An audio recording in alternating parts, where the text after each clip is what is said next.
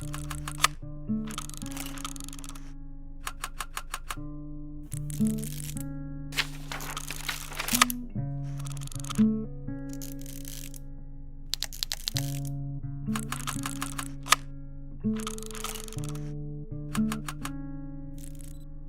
evening. My name is Lita Gutierrez Lapay.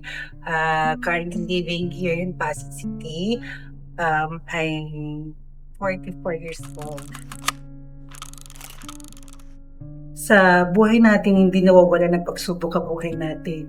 There's always challenges na kailangan natin harapin with the help of God. Basta tiwala lang sa Panginoon, lahat malalampasan. Ang pagsubok sa akin na isang mabigat na pagsubok sa akin, that was 2015, and nawalan ako ng anak. Nagkaroon ako ng anak ako. Ayun, pilit ko survive sa hospital pero hindi siya nabuhay. Although kahit ginastusan ko siya ng almost $500,000, pero still hindi pa rin nabuhay. Sabi ko sa sarili ko noon, hindi gabi, umaga, umiiyak ako. Hindi ko talaga maiwasan na hindi siya maisip. Until naisip ko na magsimba sa shrine, sabi ko, Mama Mary, sabi ko, tulungan mo as a mother, tulungan mo ko na hindi man kalimutan, yung tanggalin yung sakit na nararamdaman ko, hipuin mo puso ko na tanggapin at ialin na lang sa Panginoon kung ano man ang nangyari. Maybe it's not for me, maybe magiging servant siya ni Lord. So yun, parang na-convince ko na lang din ang sarili ko. Then after that, nang nag-pray ako kay Mama Mary dito sa It's Shrine, nag-confess ako kay Father, then medyo gumaan ang loob ko. So yun ay nalampasan ko. Then sabi ko sarili ko magpatuloy. And then nagtrabaho ako, ganyan. And ayun, kasi yung devoted ko kay Mama Mary dito is after my graduation, napadpad ako dito sa Ortigas, Robinson. So naghanap ako ng trabaho. Sabi ko, Mama Mary, parang gusto kong laging pumupunta dito. Kung pagkalooban mo ko na to work here around you, sige, ipahintulot mo sana, sabi ko. Then yun nga is dito ako nagtrabaho, dito ako nagtagal.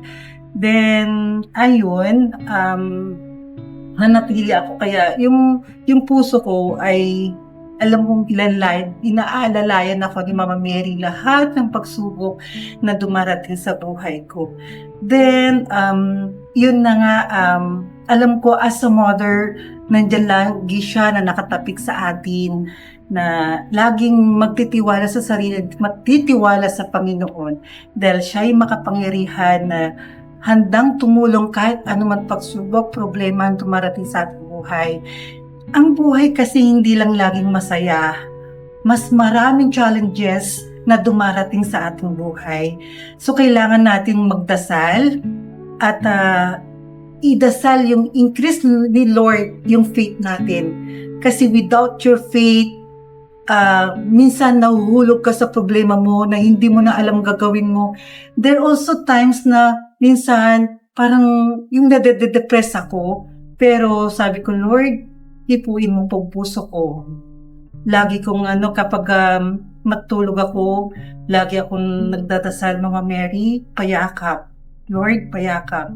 So yun ang laging sinasabi ko sa tuwing nade-depress ako, may problema ako, na sana kinabukasan ay medyo mabawasan or mapapagaan mo ang puso ko.